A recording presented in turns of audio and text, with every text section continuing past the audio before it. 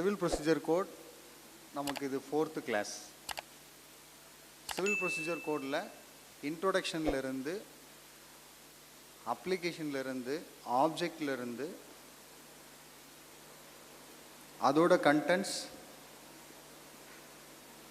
Rejection of plaint, return of plaint, அந்த அடிப்படையில் restitution as well as objective type questions expected in civil procedure code.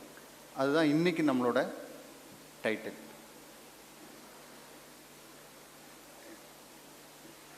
Civil procedure கோடில் objective type vast ஏரியாவாக இருக்கிறதுனால எந்தெந்த போர்ஷனில் நம்ம கொஷின்ஸ் எக்ஸ்பெக்ட் பண்ணலாம் அப்படிங்கிறது தான் பார்ப்போம். நீங்கள் கொஷின் எக்ஸாமினராக இருந்தால் கொஷின் எப்படி செட் பண்ணுவோம்?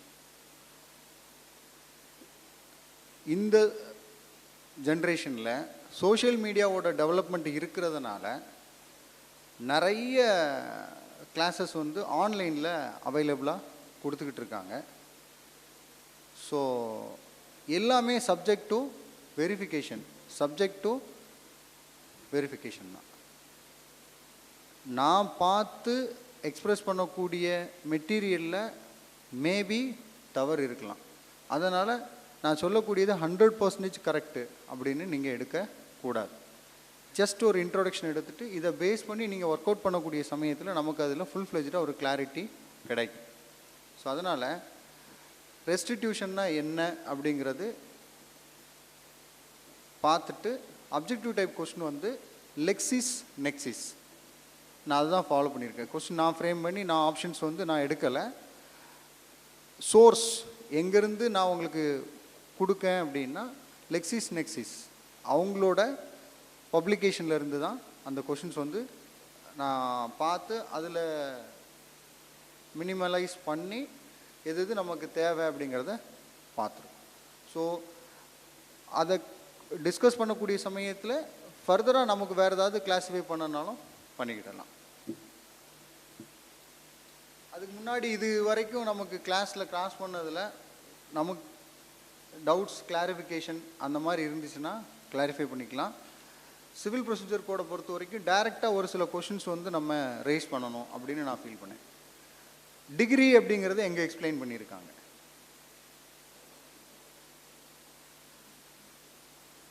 நமக்கு ஆப்ஷனலாக செக்ஷன் 2 சப்கிளாஸ் 2 அப்படின்னு சொல்லி இருக்காது.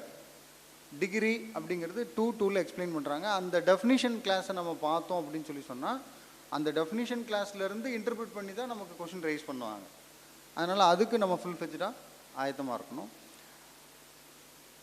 மீன்ஸ் ப்ராஃபிட் அப்படின்னா என்ன?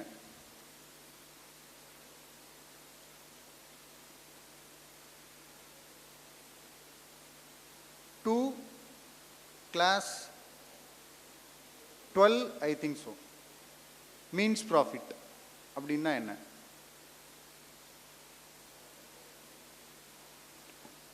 இது ஒரு லெக்சர் சீரீஸு, இதில் அப்படி அந்த மாதிரி இல்லை. நீங்களும் படிச்சுட்டு இருக்கீங்க, நானும் படிச்சுட்டு இருக்கேன், அவ்வளோதான். ஸோ இன்ட்ராக்ட் மெத்தடில் போனால் ரொம்ப ஹெல்ப்ஃபுல்லாக இருக்கும் அப்படின்னு நான் ஃபீல் பண்ணுறேன். மீன்ஸ் ப்ராஃபிட்னா நமக்கு என்ன புரிஞ்சுருக்கோமோ அதை மாதிரி தான் நான் கேட்குறேன். இப்போ எப்படி புரிஞ்சுருக்கிறேன்னா ஒரு வரியில் பதில் சொல்லலாம். ரெஸ்டிடியூஷன்னா என்ன? அதுக்கு எக்ஸ்பிளனேஷன், விளக்கம் அதெல்லாம் நிறைய இருக்கும். சொன்னதையே திரும்ப திரும்ப சொல்லிக்கிட்டு இருந்தால் அதான் ரெஸ்டிடியூஷன். கேள்வி கேட்டாச்சு, பதில் சொல்லியாச்சு, தீர்வும் கொடுத்தாச்சு. அதே கேள்வி, அதே பதில், அதே திரும்ப திரும்ப திரும்ப திரும்ப சொல்லிக்கிட்டு இருந்தால் ரெஸ்டிடியூஷன். நம்ம புரிஞ்சுக்கிட்டதுக்காக இந்த உதாரணத்தை நான் சொல்கிறேன். அதை மாதிரி நமக்கு லீகல் டேர்மில் இருக்கக்கூடிய எல்லா வார்த்தைகளுக்கும் லீகல் மேக்ஸிம்லேருந்து லீகல் டேர்மில் இருக்கக்கூடியதுக்கு English meaning, Tamil meaning, legal மேக்ஸிம்ஸ்லாம் நம்ம பார்த்துருப்போம். ஃபஸ்ட் கிளாஸ்லேயே கூட நம்ம பார்த்தோம். ஆக்ஷியோ பர்சனலிஸ் மோரிசர் கம் பெர்சானாம் அப்படின்னா என்ன? உபிஜஸ் இபி ரெமடியம், எல்லா அதுக்கும் லீகல் மேக்ஸிம்ஸ் இருக்குது. நெமோ ஜூடெக்ஸ் இன் காசா சுவா அப்படின்னு சொல்லிட்டு சொல்லுவாங்க. ஒரு லீகல் மேக்ஸிம் என்டையர் ஆக்டையும் கண்ட்ரோல் பண்ணும். இப்போ இந்தியன் பீனல் கோட் அப்படிங்கிறது சப்ஸ்டான்ஷியலாக இந்தியன் பீனல் கோடில் யார் வந்து தப்பு பண்ணுறாங்களோ அதை ஆஸ் ஆன் டேட்டில் for the time being in force, நமக்கு டெஃபினிஷன் கிளாஸ் பார்க்கக்கூடிய சமயத்தில் for the time being in force, இன்னைக்கு தேதியில் நடைமுறையில் இருக்கக்கூடிய சட்டத்தில் இந்த செயலுக்கு தப்பு, இந்த செயல் தவறு அப்படின்னா அந்த செயலை செய்தால் அதற்கு என்ன பனிஷ்மெண்ட் இம்போஸ் பண்ணணும் அப்படிங்கிறது 1860 நிறைய அமெண்ட்மெண்ட்ஸுக்கு அப்புறம் இன்னைக்கு 2013 டெவலப்மெண்ட்டில் இருக்கக்கூடியது தான்.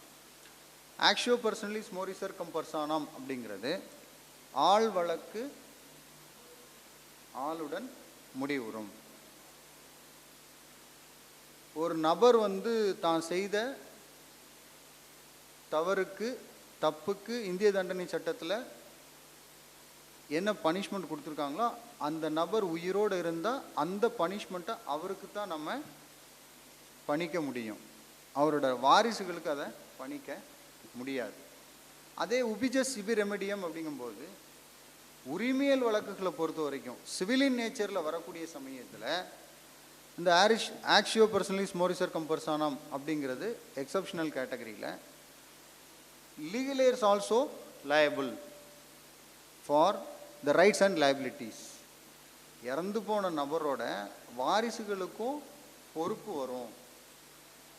இவரோட பாகத்தை அவங்க எப்படி அனுபவிக்காங்களோ, லாபத்தில் எப்படி பங்கெடுக்காங்களோ, அதே மாதிரி அவருக்கு ஏற்பட்ட கடமைகள்லையும் பொறுப்புலையும் அவங்களுக்கு வாரிசுகளுக்கு பொறுப்பு வரும் அப்படிங்கிறது தான் அதில் நமக்கு எக்ஸ்பிளைன் பண்ணுறாங்க. ஸோ அந்த அடிப்படையில் ரெஸ்டிடியூஷன் அப்படிங்கிறத சிபிசியில் செக்ஷன் 144 அதில் எக்ஸ்பிளைன் பண்ணுறாங்க. ரெஸ்டிடியூஷன் அப்படிங்கிறது செக்ஷன் 144 ஆஃப் சிபிசியில் எக்ஸ்பிளைன் பண்ணுறாங்க. நெமோ ஜூடக்ஸ் இன்காசா சுவா அப்படின்னு சொல்லிட்டு சொன்னோம். அதோட அர்த்தம் என்ன?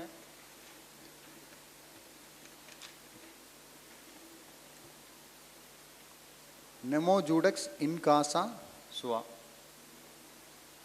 என் மேலே தான் அலிகேஷன், நானே அதுக்கு தீர்வு கூற முடியாது.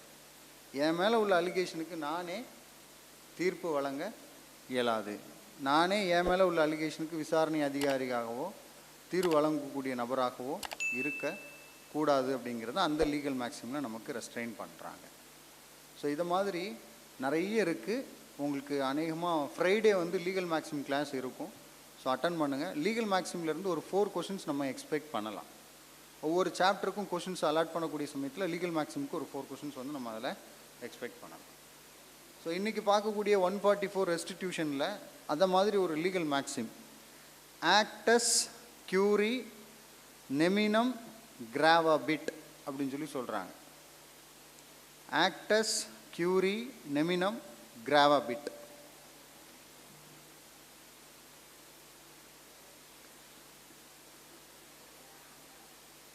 அதோட மீனிங் என்ன சொல்கிறாங்கன்னா, the act of court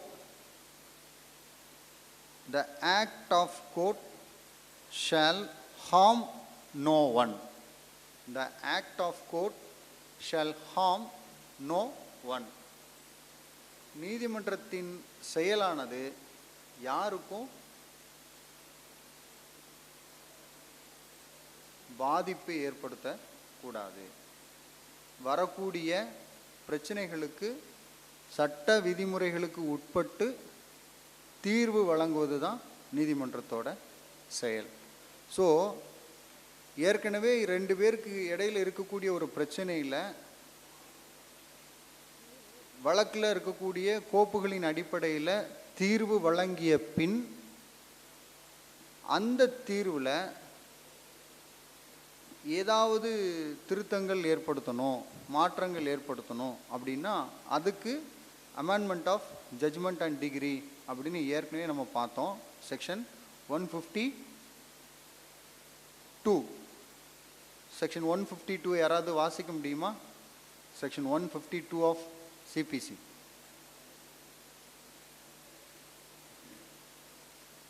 amendment of judgment டிகிரிக்கும் ரிவ்யூக்கும் ரெஸ்டிடியூஷனுக்கும் என்ன தொடர்பு இருக்கு? Let us see section 152 of CPC.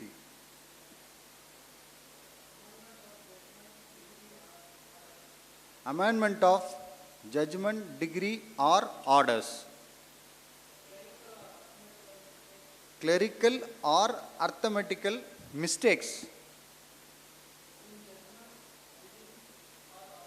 in judgment, degree or orders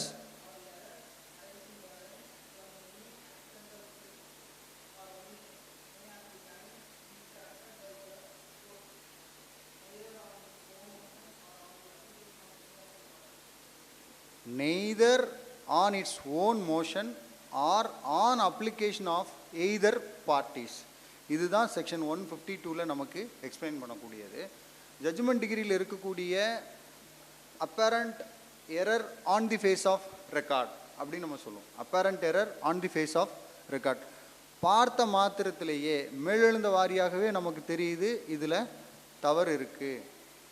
அந்த தவறு டைப்போகிராஃபிக்கல் எரர்.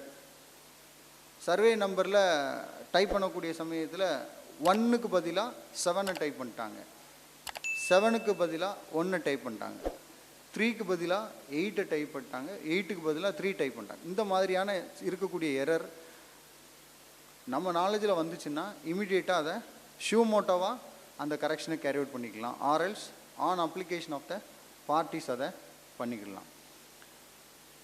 மேஜராக ஏதாவது மாற்றங்கள் ஏற்படுத்தணும் அப்படின்னு சொல்லி சொன்னால் அதை அங்கே பெர்மிட் பண்ண மாட்டாங்க. அதுக்கு இருக்கக்கூடிய ஒரே சோர்ஸ் அப்பீல் தான். அதில் as a matter of right appeal தான் அதில் ரெமெடி. ஸோ அந்த அடிப்படையில் ரெஸ்டிடியூஷன்லேயும் இதை தொடர்பு படுத்தி தான் வருது. The term restitution is not defined in civil procedure code, but it can be defined as restoring to one party the benefit that the other party received under the degree that was later found to be incorrect. Means profit அப்படின்னு ஒன்று ஆரம்பித்தோம். இதுக்கும் அதுக்கும் என்ன தொடர்பு இருக்குங்கிறத பாருங்கள். 2 class 12ல் means profit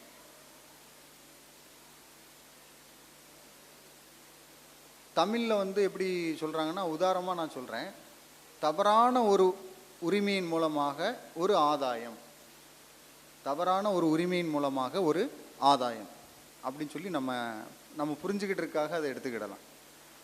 ஒரு நபருக்கு ஒரு பகுதியை வாடகைக்கு கொடுத்துருக்காங்க.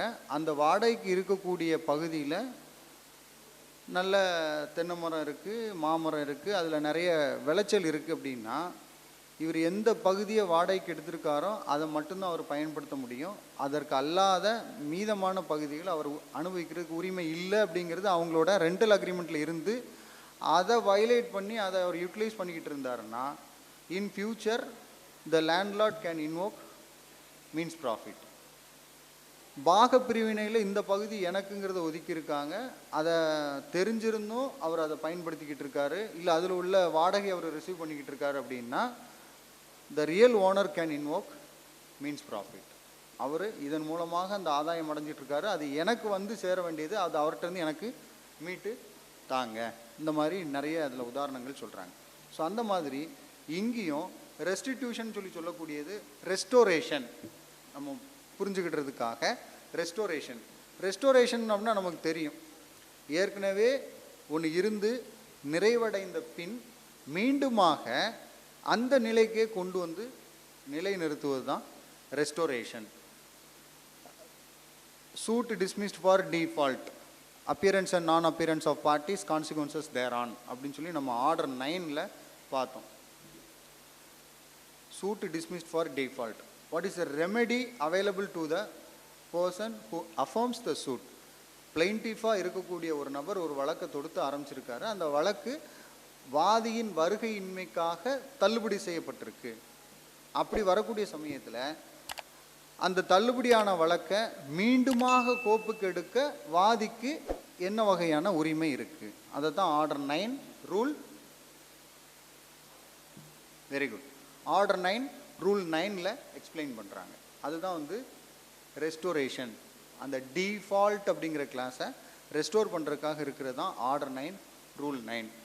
எதுக்காக மீண்டும் மீண்டும் அதே பகுதியில் வரோன்னா, நம்ம இப்போ ஃபேஸ் பண்ணக்கூடிய எக்ஸாம் முன்சிஃப் லெவல் எக்ஸாமினேஷன். இப்போ சிவில் ஜட்ஜ் எக்ஸாமினேஷனில் முழுக்க முழுக்க சிபிசிலேருந்து கொஷின் ரைஸ் பண்ணுவாங்க அப்படிங்கிறது இல்லை. ஆனால் சிபிசியில் எந்தெந்த பகுதிகளிலிருந்து அதிகபட்சமான கேள்விகள் எதிர்பார்க்கப்படும் ரெஸ் ஜுடிகேட்டாங்கிறத அடிப்படையாக நம்ம நல்லா தெரிஞ்சுருக்கணும்.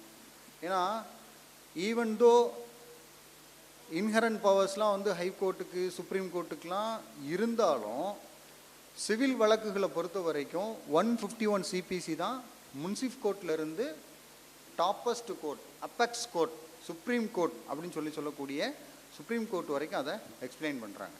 அப்போ 151 சிபிசியோட இம்பேக்ட் வந்து அப்படி அதில் இருக்குது. ஸோ அதனால் ஒரு வழக்குக்கு பேஸ் வந்து ட்ரையல் கோர்ட்டில் தான் இருக்குது. டு பி ஃப்ராங்க், ட்ரையல் கோர்ட்டோட ஒர்க் வந்து உண்மையிலே ரொம்ப கஷ்டமானது. அதில் ரொம்ப ஆர்வத்தோடு செயல்பட்டு அதில் ரொம்ப ஈடுபாடோடு செயல்பட்டாங்கன்னா அதில் ரொம்ப ஸ்ட்ராங் ஆயிடலாம். அதனால் ட்ரையல் கோர்ட் ஒர்க்கு வந்து நல்ல ஒரு பேஸ் இருக்கக்கூடியது. ஏன்னா எந்த அளவுக்கு இன்டர்பிரிட்டேஷன் கொடுக்கணும், எந்த அளவுக்கு அதில் ஒவ்வொரு வார்த்தைக்கு எவ்வளோ மாற்றங்கள் இருக்குது அப்படிங்கிறத நம்ம அதில் பார்க்கலாம். ஒரு புள்ளி, ஒரு கமா, இதில் இவ்வளோ மாற்றங்கள் இருக்கா அப்படிங்கிறது கூட தெரிஞ்சுக்கலாம். உதாரணத்துக்கு kill him, not leave him அப்படின்னு ஒரு ஸ்டேட்மெண்ட் இருக்கு. அர்த்தம் என்ன? Kill him, not leave him, கொன்று அவனை விட்டுறாத. ஒரு கமா வந்து நாட்டுக்கு அப்புறம் போடுறாங்க, ஒரே ஸ்டேட்மெண்ட் தான். Kill him not leave him, kill him not leave him, கொன்றாத அவனை விட்டுரு. இதை மாதிரி நிறைய இன்டர்பிரிட்டேஷனுங்கிறது அதில் பார்க்கலாம். நிறைய உதாரணங்கள் அதில் இருக்கு. நகைச்சுவையாக சொல்லுவாங்க,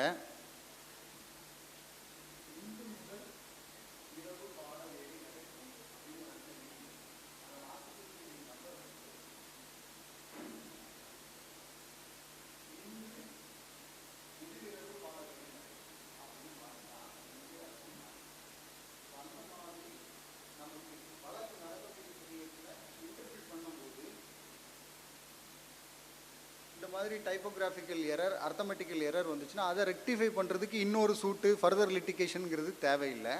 அதை சரி செய்கிறதுக்கான காரணிகள் என்னென்ன இருக்குங்கிறது தான் restitution, review, amendment of judgment decree அப்படிங்கிறதுல நமக்கு எக்ஸ்பிளைன் பண்ணுறாங்க.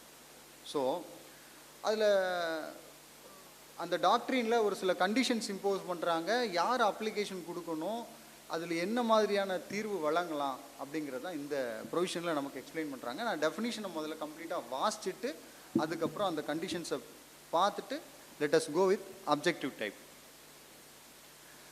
Section 144 of civil procedure code, application for restitution, where and insofar as a degree or an order is varied or reversed in any appeal, revision or other proceedings are set aside or modified in any suit instituted for the purpose, the court which passed the degree or order shall, on the application of any party entitled to any benefit by way of restitution or otherwise, cause such restitution to be made as will, so far as may be, place the parties in the position which they would have occupied but for such degree or order or such part thereof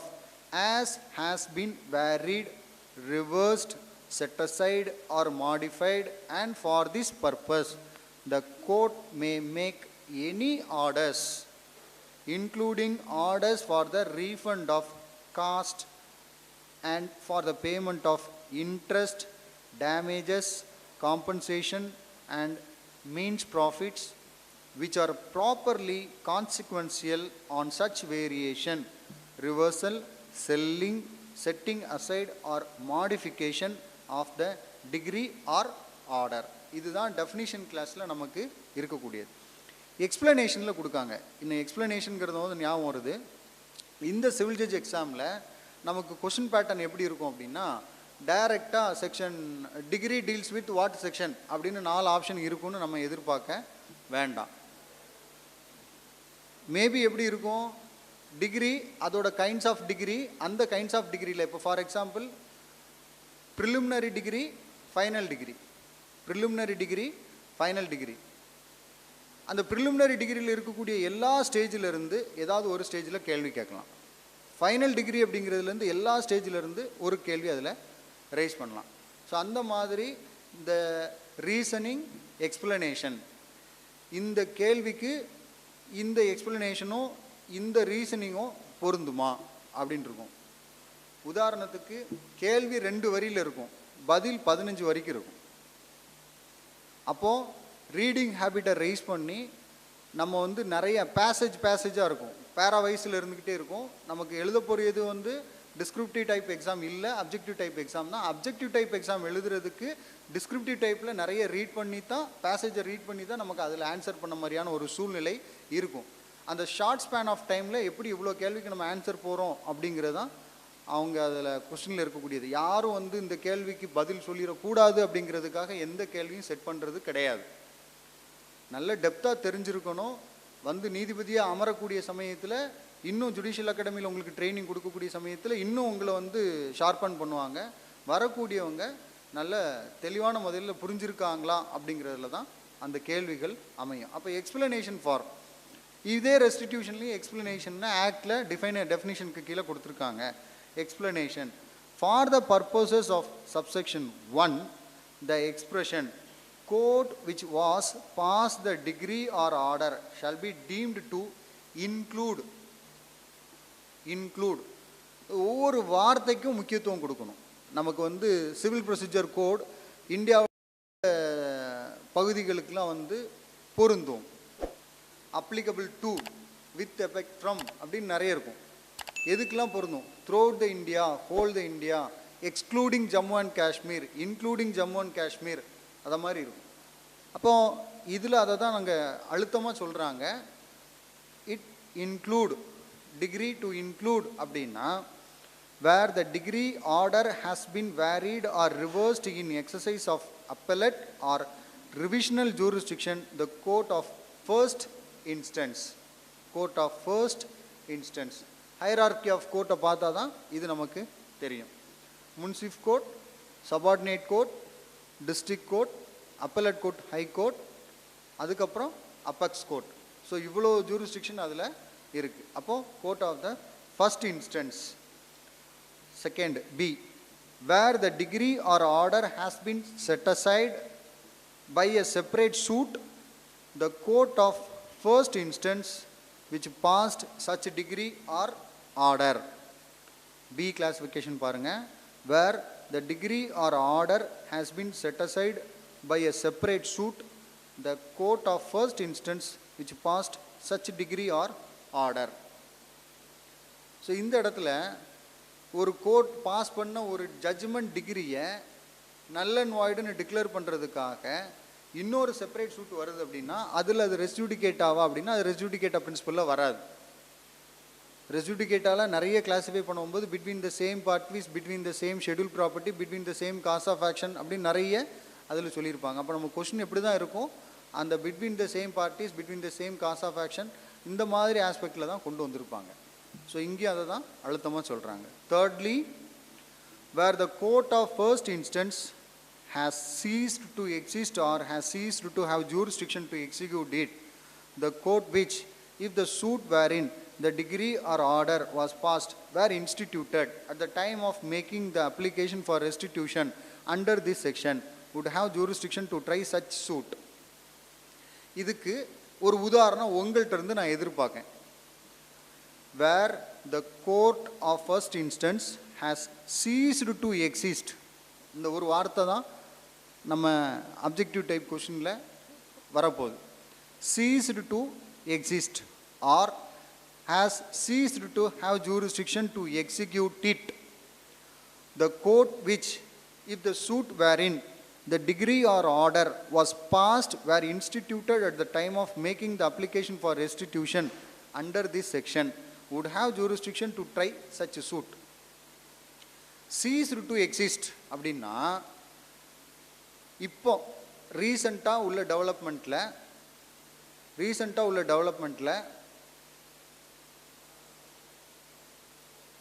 anti land cropping அப்படின்னு சொல்லி ஒரு தனி wing இருக்கு. இருந்தது அதை தான் இங்கே சொல்கிறாங்க. அதைத்தான் ceased to exist. அப்போ அந்த தனி விங்குக்காக ஒரு கோர்ட்டே ஃபார்ம் பண்ணாங்க, லேண்ட் கிராப்பிங் கோர்ட். இப்போ அதை அபாலிஷ் பண்ணியாச்சு. ஸோ இந்த மாதிரி ஏதாவது ஒரு உத்தரவு, ஒரு ஆணை அந்த நீதிமன்றத்தால் பிறப்பிக்கப்பட்டிருந்தால், புரிஞ்சுக்கிறதுக்காக தான் நான் சொல்கிறேன், பிரிக்கப்பட்டிருந்தால் அந்த மாதிரியான உத்தரவு யாரையும் கட்டுப்படுத்தாத வண்ணம் ரெஸ்டிடியூஷன் ப்ரொசீட் பண்ணலாம். அந்த இடத்துல அதை நடைமுறைப்படுத்தாதபடிக்கு அதை கொண்டு வரலாம். 144 கிளாஸ் 2. இப்போ இவ்வளோ நேரம் நம்ம பார்த்தது 144 கிளாஸ் 1 சப் கிளாஸ் ABC. ஒரு ரெஸ்டிடியூஷனுங்கிற சாப்டரில் இவ்வளோ டெப்த்தாக நம்ம பார்க்கணுமா அப்படின்னா நமக்கு கொஸ்டின் வந்துட்டு அந்த மாதிரி தான் இருக்கும். 144 class 2. No suit shall be instituted for the purpose of obtaining any restitution or other relief which could be obtained by application under subsection 1. No suit shall be instituted for the purpose of obtaining any restitution or other relief which could be obtained by application under subsection 1.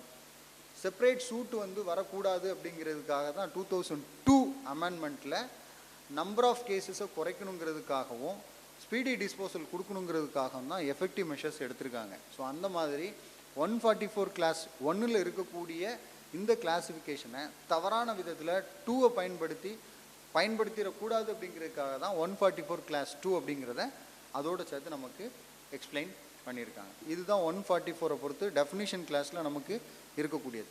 அந்த definition கிளாஸ்லேயே class 1, class 2, class 3ல் வந்து எவ்வளோ அழகாக explain பண்ணியிருக்காங்க அப்படிங்கிறத நம்ம புரிஞ்சிருப்போம்.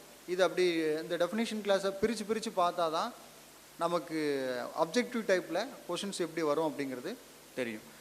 அப்போது ரெஸ்டிடியூஷனை பொறுத்த வரைக்கும் ஒரு லீகல் மேக்ஸிம் அப்படின்னு சொன்னால் என்னது? டாக்ட்ரின் ஆஃப் ரெஸ்டிடியூஷனில் இருக்கக்கூடிய லீகல் மேக்ஸிம் ஆக்டஸ் கியூரி நெமினம் கிராவாபிட் அப்படிங்கிறது. ரெஸ் ஜுடிகேட்டாவுக்கும் இதை மாதிரி லீகல் மேக்ஸிம் இருக்குது. உங்களோட செப்பரேட் கிளாஸில் அதை எக்ஸ்பிளைன் பண்ணிடுவாங்க. சரி, conditions for application of doctrine of restitution. ரெஸ்டிடியூஷனுங்கிறதுக்கு கரெக்டான தமிழ் வார்த்தை என்னது? மீட்டு கொடுக்கறது. பிறப்பிக்கப்பட்ட ஒரு உத்தரவுனால எக்ஸிஸ்டிங்காக இருந்த ஒரு தீர்வில் திரும்ப மீட்டு அளிப்பது. கண்டிஷன்ஸ்.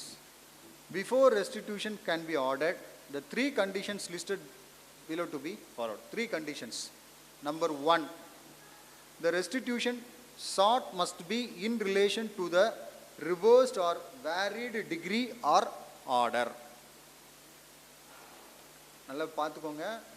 டிகிரிங்கிறதுக்கு மீனிங் வேறு, ஆர்டருங்கிறதுக்கு மீனிங் வேறு. ஆனால் இங்கே ஒரு ஆர்டர் இருக்குது, அந்த ஆர்டருக்கு மேலே ப்ரொசீட் பண்ணணுன்னா 43ல் எக்ஸ்பிளைன் பண்ணுறாங்க. ஆர்டர் 43ல் அப்பீலபிள் ஆர்டர் அப்படின்னு எக்ஸ்பிளைன் பண்ணுவாங்க. இப்போ ஃபார் அன் எக்ஸாம்பிள், ட்ரையல் கோர்ட்டில், முன்சிஃப் கோர்ட்டில் இப்போ நீங்கள் ஜட்ஜஸாக இருக்கக்கூடிய சமயத்தில் ரிஜெக்ஷன் ஆஃப் பிளைண்ட்டுக்காக ஒரு அப்ளிகேஷன் கொடுக்காங்க, இன்டர்லாக்யூட்டரி அப்ளிகேஷன். அப்படி இன்டர்லாக்யூட்டரி அப்ளிகேஷனில் த பிளைண்ட் டு பி ரிஜெக்டட் அப்படிங்கிறதுக்கான எல்லா ரீசன்ஸையும் கோட் பண்ணதுக்கப்புறம் ப்ரைமா ஃபேஸியாக அதில் அந்த ப்ரேயர் வந்து கிராண்ட் பண்ணலான்னா the plaint will be rejected. அப்போது அது எய்தர் பார்ட்டி, அஃபெக்டட் பார்ட்டி இருப்பாங்க இல்லையா, அப்போ அவங்களுக்கு இருக்கக்கூடிய remedy they can go for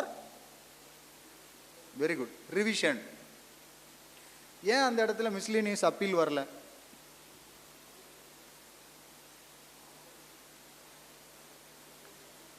இன்டர்லாக்யூட்டரி அப்ளிகேஷனில் ஆர்டர் 6 ரூல் 17ல் amendment of plaint, amendment of written statement அப்படி இருக்குது.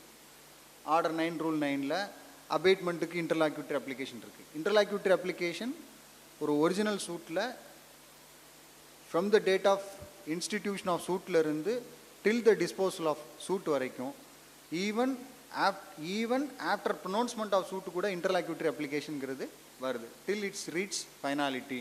அப்போ இந்த இன்டர்லாக்யூட்டரி அப்ளிகேஷனோட இம்பேக்ட் வந்து இதை மாதிரி rejection of plaint, amendment of plaint, appointment of advocate commissioner, என்ன காரணத்துக்காகவும் by invoking inherent powers of civil code,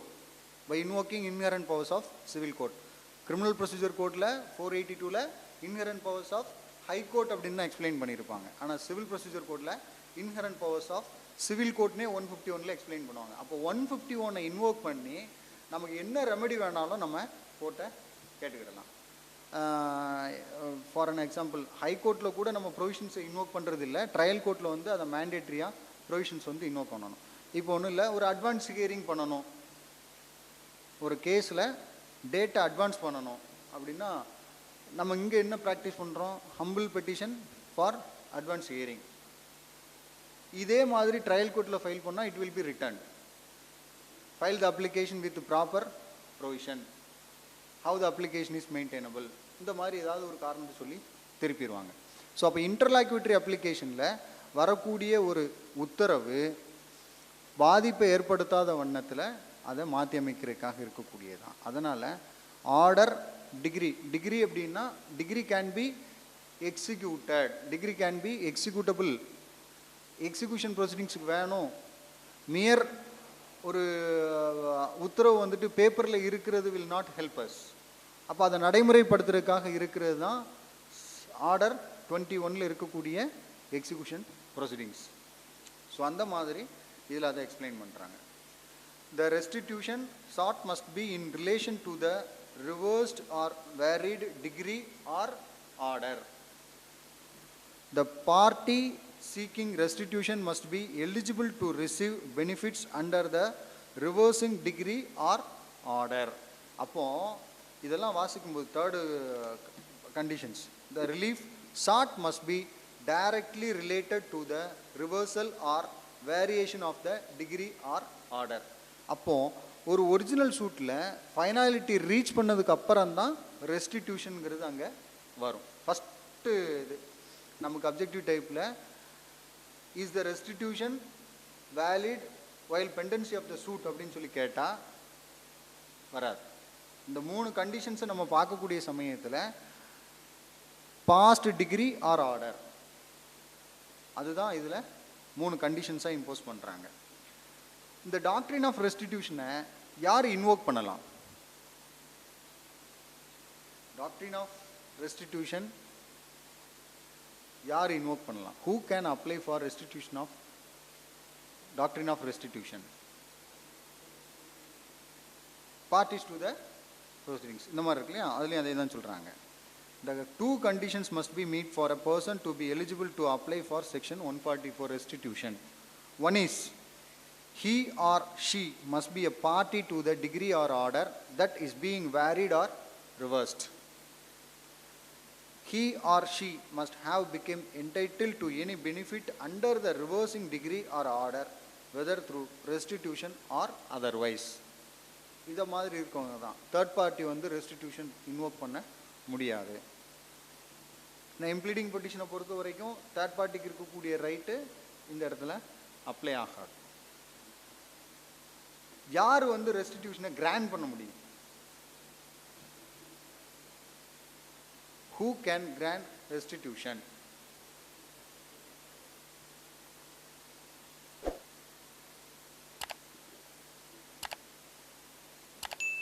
An application for restitution must be made to the court that issued the degree or order. Appellate கோர்ட்டில் போய் பண்ண முடியாது. எந்த கோர்ட்டில் வந்து அதை டெலிவர் பண்ணியிருக்காங்களோ அதே கோர்ட்டில் தான் நம்ம இன்வோக் பண்ண முடியும்.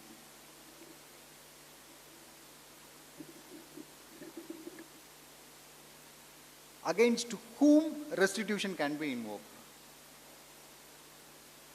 Against whom restitution can be invoked? restitution can be ordered not only against the party to the litigation but also against his legal representative. முதல்ல பார்த்தோம் இல்லையா, சிவில் ப்ரொசீஜர் கோடை பொறுத்த வரைக்கும், சிவில் ரைட்ஸை பொறுத்த வரைக்கும், not the party, the legal heirs to the party to the litigation is also liable அப்படிங்கிற அடிப்படையில் தான் அதை டிசைட் பண்ணுறாங்க. பெண்டன்டி லிட், பெண்டன்டி லிட் section 52 of transfer of property act. Transfer of property ஆக்டில் செக்ஷன் 52, செக்ஷன் 53A ரொம்ப மேண்டேட்ரியான போர்ஷன். 52, 53A. அப்புறம் ஃபியூச்சரில் அங்கே லாஸ்ட்டில் சார்ஜ் அப்படின்னு சொல்லி ஒரு போர்ஷன் வரும். அதெல்லாம் நீங்கள் தெளிவாக பார்த்தா தான் இங்கே சிவிலில் சூட் ஃபார் மார்ட்கேஜில் ப்ரிலிமினரி டிகிரினா என்ன, ஃபைனல் டிகிரினா என்ன அப்படிங்கிறது வரும்போது அந்த சார்ஜுக்கும் மார்ட்கேஜ் சூட்டில் இருக்கக்கூடிய ப்ரிலிமினரி டிகிரி ஃபைனல் டிகிரிக்கும் என்ன தொடர்பு இருக்குது அப்படிங்கிறது வரும். பார்ட்டிஷன் சூட்டில் நம்ம கேட்டிருப்போம் ப்ரிலிமினரி டிகிரி ஃபைனல் டிகிரி அப்படின்னு. ஸோ மார்ட்கேஜ் சூட்லேயும் அந்த மாதிரி வரும். அது ப்ராப்பர்ட்டிக்கு மேலே ஒரு சார்ஜ் இருந்துச்சுன்னா அதோட இம்பேக்ட் என்ன அப்படிங்கிறது அதில் தெரியும். Limitation for restitution. Limitation for restitution. இந்த ரெஸ்டிடியூஷன் சாப்டரில் இந்த கொஸ்டினை நம்ம எக்ஸ்பெக்ட் பண்ணலாம். ரெஸ்டிடியூஷனில் லிமிட்டேஷன் எவ்வளோ நாளைக்குள்ள application for restitution can be made. An application for execution of a degree under section 144 CPC is governed by article 136 of Limitation Act. அப்போ ஒரு ஆக்டுக்கு இன்னொரு ஆக்ட் வந்து தொடர்புடையதாக இருக்குது. சப்ஸ்டான்ஷியலாக நடைமுறைப்படுத்துறதுக்காக தான் ப்ரொசீஜர் எல்லாம். ஸோ லிமிட்டேஷன் ஆக்டோட இம்பேக்ட் இங்கே வருது. Section 136 of limitation act. The limitation period for such an application is 12 years. 12 years. Limitation period for such an application is 12 years.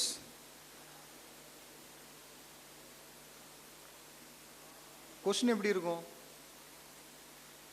12 இயர்ஸ்ங்கிறது எந்த டேட்ல இருந்து ஆரம்பிக்கும்? அதான் அப்படி தான் கொஸ்டின் இருக்கும். லிமிட்டேஷன் பீரியட் ஃபார் ரெஸ்டிடியூஷன் அப்படிங்கிறது இல்லாமல் the date starts from the receipt of copy of this order. நமக்கு கொடுக்காங்க இல்லையா இங்கே அப்ளிகேஷனில் எதுலனாலும் within the period of 4 weeks, within the period of 8 weeks, within the period of 15 days from the date of the receipt of copy of this order. இந்த உத்தரவு என்னைக்கு delivery ஆகுதோ அன்னையிலிருந்து. அதான் அந்த 12 years லிமிட்டேஷனுங்கிறது அதில் கவுண்ட் ஆகும்.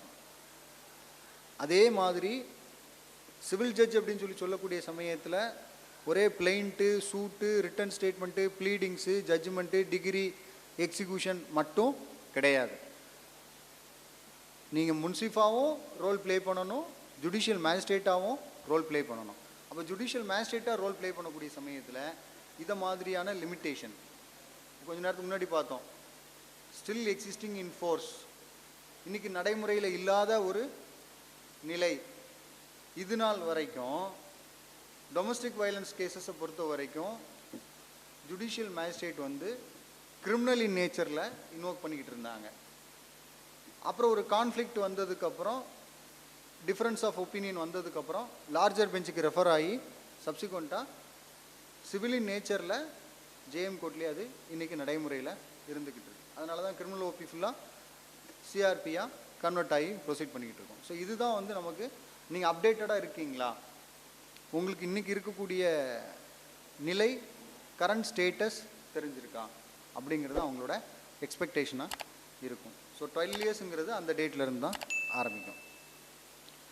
சரி, ரெஸ்டிடியூஷனுக்கு மேலே அப்பீல் உண்டா?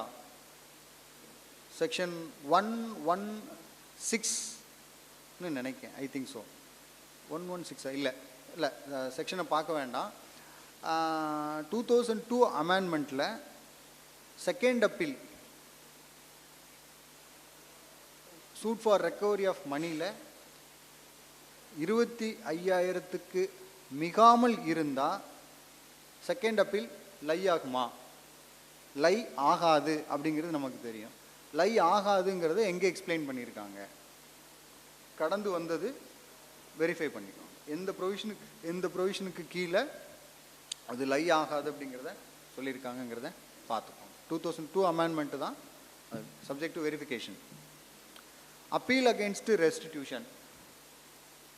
The determination of question under section 144 restitution has been expressly declared to be a degree under section 2 class 2 and thus appealable. நம்ம கொஞ்ச நேரத்துக்கு முன்னாடி பார்த்தோம் ரிஜெக்ஷன் ஆஃப் பிளைண்ட், அதுக்கு மேலே ரிவிஷன், அமெண்ட்மெண்ட் அப்ளிகேஷன் டிஸ்மிஸ்ட், அதுக்கு மேலே ரிவிஷன்.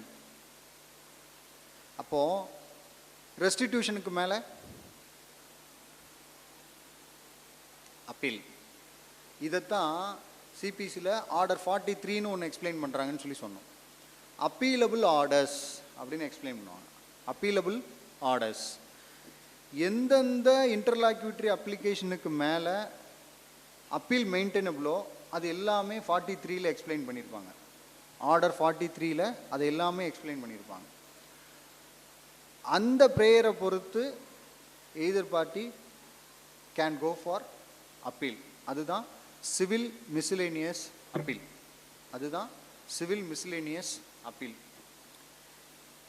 எதெல்லாம் அதில் சொல்லப்படவில்லையோ அது எல்லாமே ரிவிஷனில் வந்து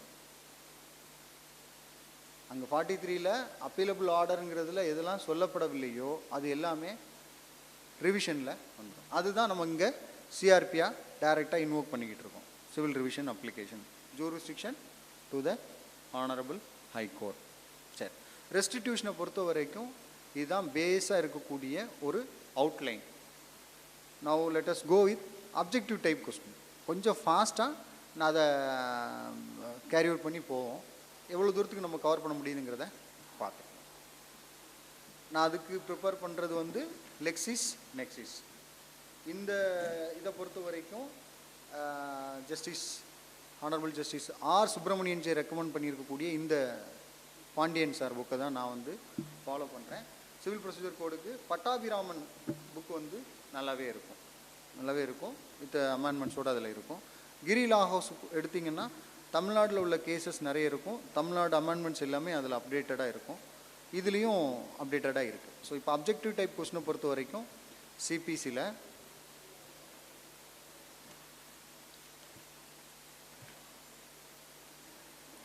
ஆர்டிகிள் 136 ஆஃப் லிமிட்டேஷன் ஆக்ட் பார்த்து வச்சுக்கோங்க. Article 136 of limitation act civil procedure கோடில் நிறைய சாப்டரில் இந்த 136 லிமிட்டேஷன் ஆக்ட் வந்து பிளேஸ் வைட்டல் ரோல், ஒரு முக்கியமான பங்கு அதில் வகிக்கு.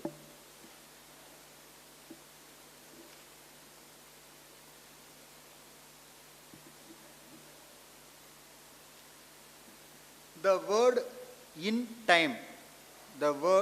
in time in proviso D2 rule 1 class 2 of order 17. ஏன் ஆர்டர் 17லேருந்து சொல்கிறேன் அப்படின்னா 2002 அமெண்ட்மெண்ட் சிபிசியில் ஆர்டர் 17க்கு ஒரு முக்கியத்துவம் கொடுத்துருப்பாங்க. ஆர்டர் 17 ரூல் 2 அன்னெசரி ரீசனுக்கு கோர்ட் வந்து அட்ஜாயின்மெண்ட் கொடுக்கக்கூடாது.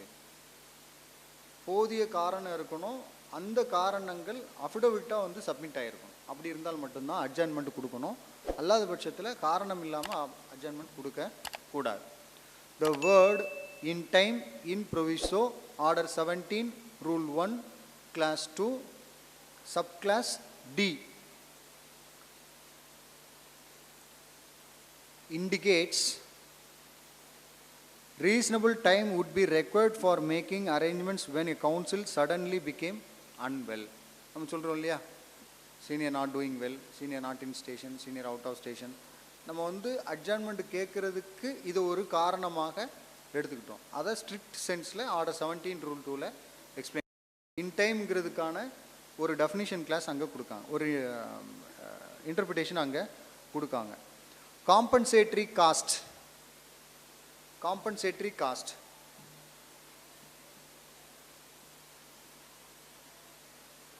அதில் கொஸ்டின் எப்படி இருக்குன்னா, which of the following deals with compensatory cost in respect of false or vexatious claims or defenses in code of civil procedure? Section 35 capital A. Section 35 capital A. Which of the following deals with property liable to attachment and sale in execution of decree? Attachment of property. Section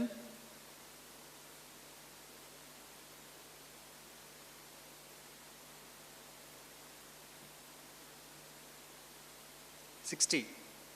நான் வந்து உங்களுக்கு first introduction கிளாஸில் அதை எப்படி சொன்னேன்னா, எந்த ஒரு சப்ஜெக்டையும் நம்ம பார்த்தா ரொம்ப பெருசாக தெரியும். இப்போ சிவில் ப்ரொசீஜர் கோட் அப்படின்னிங்கன்னா, சிபிசியா எப்போ அது ஒரு கடல், இதுதான் எல்லார்கிட்டருந்தும் சொல்லக்கூடிய சிபிசியா அது ஒரு பெரிய கடல். ஆனால் அதே சிபிசியை நம்ம வந்து அட்டை டு அட்டை நம்ம வந்து கம்ப்ளீட்டாக நம்ம வாசிக்கணும், மனப்பாடம் பண்ணணும், பைகாட் பண்ணணும் அப்படிங்கிறது கிடையாது. அதே சமயத்தில் கொஞ்சம் அதை லகுவாக்கி அதை நம்ம புரிஞ்சுக்கிடுறதுக்கு நம்ம அதை மினிமலைஸ் பண்ணிக்கலாம். இப்போ உதாரணத்துக்கு சிபிசி 1908 அப்படிங்கிறது ஃபஸ்ட்டு ஸ்டேஜ். அடுத்த ஸ்டேஜாக சிபிசினா என்ன, அதோட ஆப்ஜெக்ட் என்ன, என்ன நோக்கத்துக்காக அந்த சிபிசி வந்துச்சு, அந்த சிபிசியில் எவ்வளோ செக்ஷன்ஸ் இருக்குது, எவ்வளோ ஆர்டர்ஸ் இருக்குது, இதான் நம்ம இன்ட்ரோடக்ஷன் கிளாஸில் நம்ம பார்த்தோம். சிபிசியில் மொத்தம் எவ்வளோ ஆர்டர்ஸ் இருக்குது நம்ம டைரெக்டாக பார்த்தோன்னா 51 அங்கே முடிச்சிருப்பாங்க. ஆனால் கேவியட் அப்படின்னு சொல்லக்கூடிய செக்ஷன் 148 ஏல இருக்கக்கூடியது இங்கே ஆர்டர் 52 தான் எக்ஸ்பிளைன் பண்ணுறாங்க. மொத்தம் எவ்வளோ செக்ஷன்ஸ் இருக்குது? 150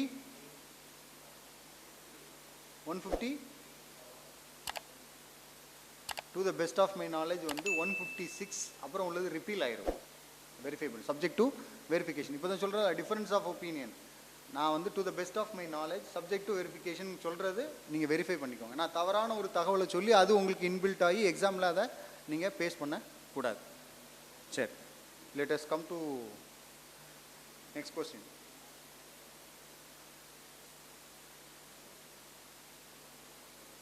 டெப்ட்னா என்ன? எசென்ஷியல் ரெக்குயர்மெண்ட்ஸ் ஃபார் டெப்ட். நான் ரெக்கவரி ஆஃப் மணி சூட்டு அதை மாதிரி வரக்கூடிய சமயத்தில் இது டெப்ட்டுங்கிற கிளாஸிஃபிகேஷனில் வருமா? Debt means and includes an ascertainable or readily calculable amount. Number 2, an absolute unqualified and present liability in regard to that amount with the obligation to pay forthwith or in future within time. Obligation must have accrued and must be subsisting and should not be that which are accruing. இந்த எல்லாமே இருந்தால் தான் டெப்ட்டுங்கிற classification கீழே கொண்டு வர முடியும். அடுத்த question. Plaints in bank suit should specifically disclose which of the following ingredients அப்படின்னு சொல்லிட்டு 4 ஆப்ஷன் கொடுக்காங்க. ஆப்ஷன் எல்லாமே எப்படி இருக்குன்னா, இந்த 4ல் ஏதாவது ஒன்று எழுதலாங்கிற மாதிரி இருக்காது. மேக்சிமம் டெஃபினிஷன் கிளாஸில் இருக்கக்கூடியதை பார்ட்டாக பிரித்து ஏபிசிடி அப்படி தான் கொடுத்துருப்பாங்க. ஸோ ஆப்ஷன் இ வரைக்கும் இருக்கிறதுக்கான வாய்ப்புகள் இருக்குது. அந்த டெஃபினிஷன் கிளாஸை பிரிக்கக்கூடிய சமயத்தில் இப்படி தான் இருக்கும். Plaints in bank suits should specifically disclose which of the following ingredients. அப்போது ஒரு ப்ரொவிஷன் எடுத்து இப்போ நம்ம குவாஷ் மூவ் பண்ணக்கூடிய சமயத்தில் எப்படி சொல்கிறோம்? The ingredients of the section not is there. அந்த இன்க்ரீடியன்ட்ஸ் இங்கே இன்வோக் ஆகலை, இன்க்ரீடியன்ட்ஸ் இங்கே கம்ப்ளை பண்ணலை.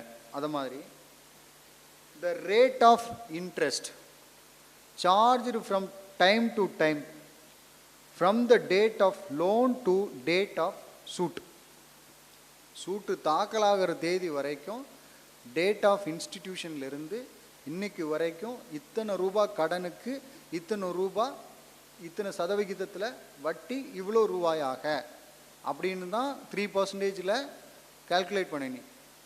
சூட் ஃபார் ரெக்கவரி ஆஃப் மணியில் எவ்வளோ பர்சன்டேஜ் வந்து 2017 அமெண்ட்மெண்ட்டு கோர்ட் ஃபீஸ் ஆக்டில் வந்து பே பண்ணுறோன்னா 3%. பிஃபோர் 2017 ஒரு கேள்வி கேட்டாங்கன்னா 7.5%. சரியா? அந்த ரெண்டுக்கும் உள்ள அந்த 3% வந்து எதுக்கெல்லாம் சேர்த்து பண்ணணும்னா the principal amount and to the interest amount till date, அந்த சூட்டு ஃபைல் ஆகிற தேதி வரைக்கும் உள்ள அமௌண்ட்டுக்கு இன்க்ளூட் பண்ணி தான் கொண்டு வரணும். அதில் ஒரு இன்ட்ரெஸ்டிங் சாப்டர், கடன் வந்து 1 லட்ச ரூபா இருக்கும். 1 லட்ச ரூபா வரைக்கும் உள்ள சூட்டை எந்த கோர்ட்டில் ஃபைல் பண்ணலாம்? Pecuniary jurisdiction. Suit can be filed before municipal court. 2014 I think so. 2014 or 2012 subject to verification. ஒரு கொஸ்டினில் அந்த ஜூரிஸ்டிக்ஷனை ஃபஸ்ட்டு லைனில் அந்த சூட்டை வந்து வெரிஃபை பண்ணுறதுக்கு ஃபஸ்ட்டு லைனில் டிசைட் பண்ணிடுவாங்க. நம்ம ஜட்ஜ்மெண்ட் எழுதக்கூடிய சமயத்தில் இன் தி கோர்ட் ஆஃப் முன்சிஃப் அப்படின்னு சொல்லி போட்டு எழுதிப்போம். அதை வேல்யூ பண்ணணுங்கிறது அவசியமே இல்லை. காரணம் என்னென்னா ஜூரிஸ்டிக்ஷன் ஆஃப் த கோர்ட் அங்கே பார் ஆயிடுது. By invoking this suit for recovery of மணியில் இன்ட்ரெஸ்ட், ஏன்னா பேங்க்கை பொறுத்த வரைக்கும் யாருக்கும் கைமாறு கொடுக்கறது கிடையாது. கண்டிப்பாக வித் இன்ட்ரெஸ்ட் தான் அதை ரீபே பண்ணும். அப்போ 1 லட்ச ரூபாய்க்கு 10 நாளைக்கு கடன் கொடுத்தாலும் ஒரு வட்டி இதில் வந்துருமா? அப்போ கண்டிப்பாக அந்த 1 லட்சங்கிறது 1 லட்சத்துக்கு மேலே தான் இருக்கும். அப்போ அந்த சூட்டு எங்கே தான் வந்து ஃபைல் பண்ணணும்? Before the subordinate court. இந்த மாதிரி நுணுக்கமாக இன்டர்பிரட் பண்ணி நமக்கு கொஷின்ஸ் வந்து ரைஸ் பண்ணுறதுக்கான வாய்ப்புகள் இருக்குது. ஸோ கவனமாக அதை கேர்ஃபுல்லாக டீல் பண்ணுங்கள். Bank should specifically disclose which of the following ingredients அப்படின்னா, rate of interest charged from time to time from the date of loan to date of suit 1, rate of interest permissible as per circular directives of Reserve Bank of India for the corresponding period, an averment that in statement of accounts the debits regarding interest and other charges are in accordance with terms of contract as per Reserve Bank of India directives. Bank சூட்டை பொறுத்த வரைக்கும் இவ்வளோத்தையும் நம்ம follow பண்ணணும். இதுக்கு ஒரு உதாரணம் 2020 மார்ச்சில் நமக்கு நேஷ்னலாக வேர்ல்டு வைடாக வந்துட்டு லாக்டவுன் வந்து அனௌன்ஸ் பண்ணுறாங்க. இந்தியாவில் பொறுத்த வரைக்கும் அந்த இன்ட்ரெஸ்ட்டோட வேரியேஷன் வந்து அந்த டைமில் ஃபிக்ஸ் பண்ணுறாங்க. அதில் டெப்டாஸுக்கு நிறைய பெனிஃபிட்ஸ் கொடுக்கணும் அப்படிங்கிறதுக்காக வெய்வர் ஆஃப் இன்ட்ரெஸ்ட். அப்போது பேங்க் சூட்டை பொறுத்த வரைக்கும் இன்றைக்கும் நம்ம வந்து வி ஆர் இன்வோக்கிங் லிமிட்டேஷனில் அதை தானே பண்ணுறோம். சின்ஸ் வந்து மார்ச் 2020 பிப்ரவரி 2023 வரைக்கும் லிமிட்டேஷன் பீரியடை கால்குலேட் பண்ணாமல் எக்ஸம்ஷனுக்கு ஷூமோட்டோ writ petition before the supreme court. அதை மாதிரி அதில் பேங்க் சூட்டை பொறுத்த வரைக்கும் இவ்வளோ இன்க்ரீடியன்ட்ஸ் அதில் இருக்கணும் அப்படிங்கிறத சொல்கிறாங்க. சப்ஸ்டிடியூட்டர் சர்வீஸ் தெரியும். Order 5 rule 1 to 20. சப்ஸ்டிடியூட்டர் சர்வீஸுங்கிறது வேறு எதுவும் இல்லை. பிளைன்டிஃப் வந்து பிளைண்ட்டை தாக்கல் பண்ணதுக்கப்புறம் அது டிஃபெண்டண்டோட நாலேஜுக்கு கொண்டு போகிறதுக்காக சர்வீஸ் ஆஃப் சமன்ஸ் அப்படிங்கிறது தான் அந்த ஆர்டர் 5ல் எக்ஸ்பிளைன் பண்ணுவாங்க. அந்த சர்வீஸ் ஆஃப் சமன்ஸ் கம்ப்ளீட் ஆனதுக்கப்புறம் அல்லது அந்த கம்ப்ளீஷனில் வந்து if the court deems not satisfied அப்படின்னு சொல்லி சொன்னால் ஆர்டர் 5 ரூல் 20ல் the plaintiff can invoke substituted service. Substituted சர்வீஸுங்கிறது வேறு எதுவும் இல்லை. இந்த வழக்கு சம்பந்தமான தகவலை டெய்லி நியூஸ் பேப்பர் மூலமாக நான் கம்யூனிகேட் பண்ணுறேன். ஏதாவது ஒரு வகையில் டிஃபெண்டண்டோட நாலேஜில் இந்த சூட்டை கொண்டு போகணும். பர்பஸாக வந்து நோட்டீஸ் வாங்காமல் சமன்ஸ் ரிசீவ் பண்ணாமல் ட்ராக் ஆன் பண்ணுறாங்க. அப்போ சப்ஸ்டிடியூட்டட் சர்வீஸுங்கிறது before calling the defendant to record the presence of the defendant as absent. அவர் வந்து பிரதிவாதியின் வருகையின்மைக்காக இந்த வழக்கு தள்ளுபடி செய்யப்படுகிறது, இந்த வழக்கு வாதி விசாரணைக்காக அனுமதிக்கப்படுது அப்படின்னு சொல்கிற ஒரு ஸ்டேட்மெண்ட் கொடுக்கறதுக்கு முன்னாடி எக்ஸ்பார்ட்டி ஆர்டர் பாஸ் பண்ணுறதுக்கு முன்பாக இந்த லாஸ்ட் ஆப்பர்ச்சுனிட்டி தான் ஆர்டர் 5 ரூல் 20. பேப்பர் பப்ளிகேஷன் போட்டதுக்கப்புறமா ஒரு வரலைன்னா defendant called absence at ex parte, the case is posted for ex parte evidence. Ex parte எவிடன்ஸில் plaintiff examined him exhibit A1 to A3 mark for orders. Order pass பண்ணிட்டாங்கன்னா ex parte decree. So first ஸ்டேஜை set aside பண்ணுறதுக்கு order 9 rule 7, second ஸ்டேஜை set aside பண்ணுறதுக்கு order 9 rule 13. ரெண்டுக்கும் இருக்கக்கூடியது அதுதான். Order 9 rule 9 வந்து எக்ஸ்க்ளூசிவ்லி அப்ளிகபிள் ஃபார் பிளெயின்டிஃப். பிளெயின்டிஃபே கோர்ட்டுக்கு வரல அப்படின்னு சொல்லி சொன்னால் ரெஸ்டிடியூஷன் ஆஃப் ரெஸ்டோரேஷன், அந்த டிஃபால்ட்டை ரெஸ்டோர் பண்ணுறதுக்காக இருக்கக்கூடிய. So then judgment decree order 20, அந்த கண்டென்ட்ஸு என்னென்ன கண்டென்ட்லாம் வந்து ஜட்ஜ்மெண்ட்டில் இருக்குது, என்னென்ன கண்டென்ட்லாம் டிகிரியில் எக்ஸ்பிளைன் பண்ணுறாங்க. அடுத்தது நம்ம இவ்வளோ நேரம் பார்த்த ரெஸ்டிடியூஷனில் இருந்துட்டு அந்த எக்ஸ்பிளனேஷன்லேருந்து எப்படி கொஸ்டின் ரைஸ் பண்ணியிருக்காங்க பாருங்கள். The word restitution used in section 144 of CPC means restoring to a party on the variation or reversal of a degree what has been lost to him in execution of the degree not through proceedings under it. இது நம்ம டெஃபினிஷனில் பார்த்தது. Restoring to a party on variation or reversal of degree which has been lost him directly in consequences of that degree though not through proceedings under it. ரெண்டுமே இதுக்கு பொருந்தும், ரெண்டுமே அதில் applicable ஆகும். ரெஸ்டிடியூஷன்லேருந்து அந்த இதை எக்ஸ்பெக்ட் பண்ணலாம். தென் which of the following deals with officers, soldiers, sailors or airmen cannot obtain leave may authorize any person to sue or defend for them in code of civil procedure. Order 28.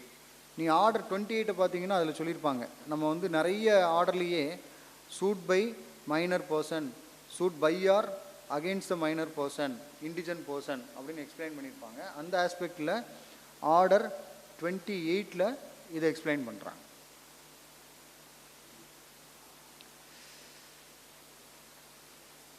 Recording of admitted and return of rejected documents.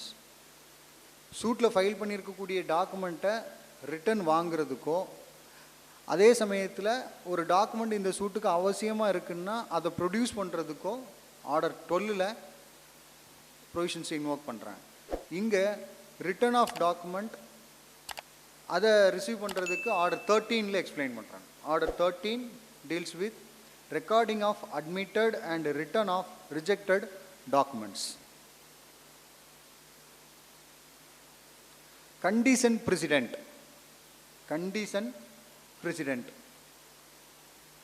Order 6 rule 6. Order 6 நீங்கள் order 6 rule 6ல் அந்த definition class எடுத்து என்ன classify பண்ணுறாங்க அப்படிங்கிறத verify பண்ணிக்குவாங்க. Condition ப்ரெசிடென்ட்டுங்கிறது தான் கோடு word. Condition president. Enforcement of degree against legal representative. Enforcement of degree against legal representative. நமக்கு தெரியும் order 22 deals with abatement of suit. அதில் பிளெயின்டிஃப் இறந்து போனார்னா ஆர்டர் 22 ரூல் 3ஐ இன்வோக் பண்ணி, ஆர்டர் 22 ரூல் 9ஐ இன்வோக் பண்ணி, செக்ஷன் 5ஐ இன்வோக் பண்ணி எல்லாஸ் ஆஃப் த பிளெயின்டிஃப் வந்து சூட்டில் ப்ரப்போஸ்ட் ரெஸ்பாண்டாக ப்ரப்போஸ்ட் பார்ட்டியாக கொண்டு வந்து அவங்கள இம்ப்ளீட் பண்ணுவோம். அதே மாதிரி டிஃபெண்டன்ட் காலம் ஆகிட்டார்னா order 22 rule 4, order 22 rule 9, order section 5ஐ இன்வோக் பண்ணி எல்லாஸ் ஆஃப் த டிஃபெண்டன்ட் வந்து அதே சூட்டில் இம்ப்ளீட் பண்ணுவோம். ஏன்னா அவருக்கு அப்புறமும் அந்த டிகிரி வந்து அவங்கள கட்டுப்படுத்தும் அப்படிங்கிறதுக்காக. ஏன்னா பார்ட்டி டு த சூட் நான் இல்லை, அதனால் அந்த டிகிரி என்னை கட்டுப்படுத்தாதுங்கிற டிஃபென்ஸ் எடுக்கக்கூடாதுங்கிறதுக்காக தான் அந்த. ஸோ அதே இங்கே என்ன பண்ணுறாங்கன்னா லீகல் ரெப்ரசன்டேட்டிவ்ஸுங்கிறத வேறு எங்கெல்லாம் எக்ஸ்பிளைன் பண்ணுறாங்கன்னா section 50, section 52 of CPC also deals with legal representatives. Enforcement of degree against legal representative, section 52. Which of the following deals with service of summons? நம்ம ஏற்கனவே பார்த்துட்டோம். அந்த ஆர்டர் 5 ரூல் 20 பார்க்குறது போலவே செக்ஷன் 28ஐயும் கவர் பண்ணிக்கோங்க. லிமிட்டட் ஸ்கோப்பில் தான் எடுத்திருக்கேன். Section 151 to 153 of CPC deals with they do not authorize the correction of a judgment alleged to be wrong on the merits. Only way to sort correction of a judgment is through an appeal. பார்த்தோம் இல்லையா? arithmetical error இருந்தால் 152 invoke பண்ணி judgment degree can be modified, can be amended. Fixing date for appearance of defendant. fixing date for appearance of defendant. Order 5, Rule 6.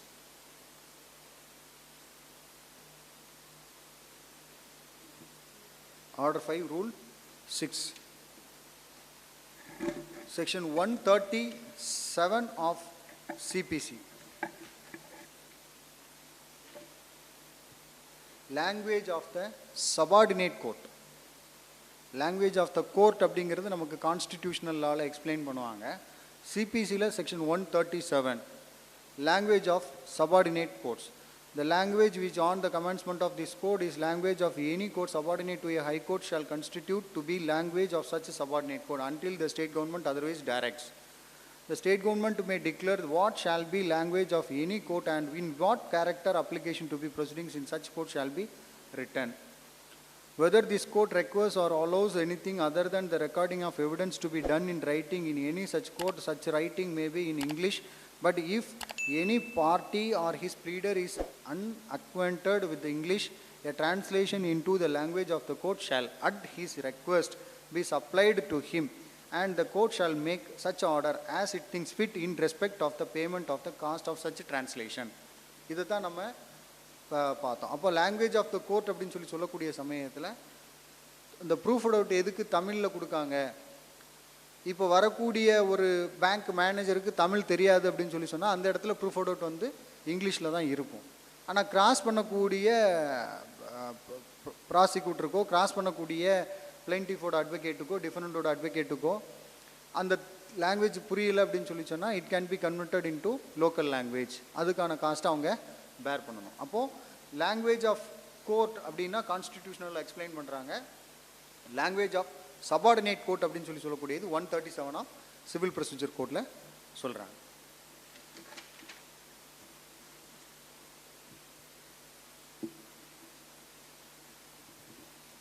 Judgement decree order 20ல் நம்ம explain பண்ணோம். Judgement degree substantial லால எங்கே இருக்குன்னா section 33 order 20.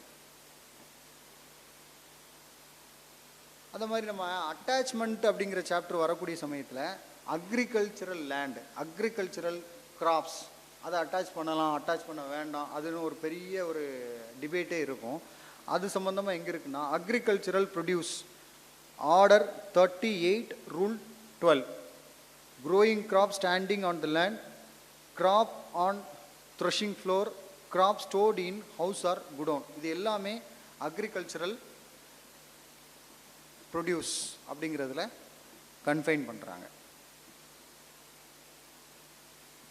Order 26 deals with appointment of advocate commissioner, issuance of commission.